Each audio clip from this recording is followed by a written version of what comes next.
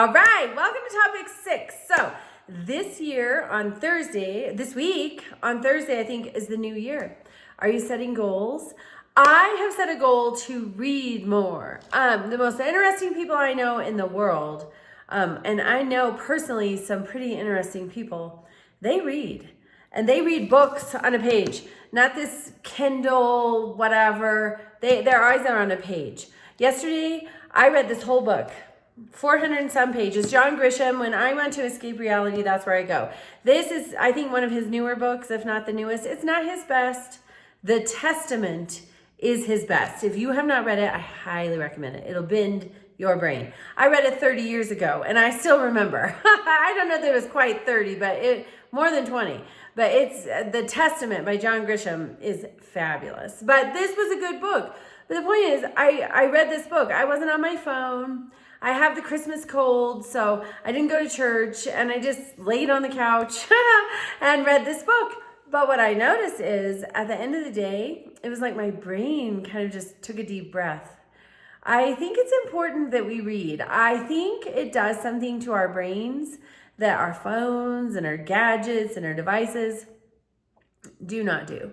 So I recommend that you set a reading goal. So I looked at some of the goals. I always write them in the hard front cover of my daily planner. I have I'm a dinosaur. So I have my pen and paper daily planner, and I write my goals for the year in the front. And I was listening to one of my mentors, and because I was so defeated, I didn't achieve some of my biggest and most important goals. Well, I wrote these huge goals, such as read 100 books or something like that. One of my mentors said you need to break that into what are my daily habits that I need to have to achieve that goal. So maybe I need to read at least 10 pages a day, and then I'll achieve that goal. So that might be a helpful tip. Maybe it's not, but something to think of as you set your goals for the new year. Okay, so topic 6 of 7. So take a peek at the grade book. Do you have some missing assignments? If so, let's get them in. I do not like to reassign discussions. Discussions, just by their nature, need to happen in their current topic because they require discussion. And that's really hard to do if everybody else has moved on. However, if you have like a horrific emergency or something, we can think about maybe reassigning some discussions. But your assignments, I will absolutely reassign to you for full credit opportunities. So take a gander at the gradebook. This is topic 6 of 7. We're near the end. So this week we're looking at the 20th century wars and depression. So President Wilson in 1914, he said, hey, we're going to stay neutral. By 1917, he said, we are getting in this thing. It was the Great War, World War I, and it was known as the Great War because nobody even conceptualized that there would be a second World War. So we jump in 1917. Why did we switch? And then you're looking at, so that's discussion question 1. For discussion question 2, you're looking at the United States decision to use atomic bombs on Nagasaki and Hiroshima to end World War II.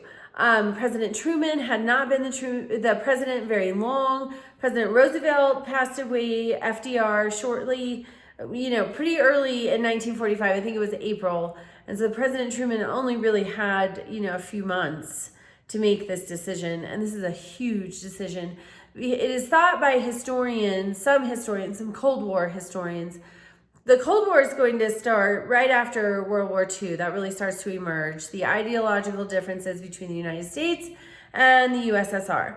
It is thought by historians that one of the reasons that the Cold War stayed cold and didn't turn hot with World War III is because everybody saw with their own eyes the horrific and total devastation that would come from a nuclear war. So it's horrific. The use caused damage that you can't come back from. I remember my dad one time saying, sometimes we do things, without thinking. We do things that are wrong, and just saying I'm sorry doesn't fix it. And obviously saying we're sorry does not fix the damage from atomic bombs. So you're looking at why did the U.S. decide to use the atomic bombs in Hiroshima and Nagasaki for your response to discussion question 2. Then you have a wars and depression worksheet. Many of you are missing a substantial amount of points because you don't meet those minimum word counts. In the directions, there are minimum word counts for each answer. Often I see a correlation between not meeting the minimum word count and only having one source. Obviously, you're supposed to have at least 3 scholarly sources. I really recommend doing all of the required reading throughout the week before you do your assignment. The assignment is not due till Sunday.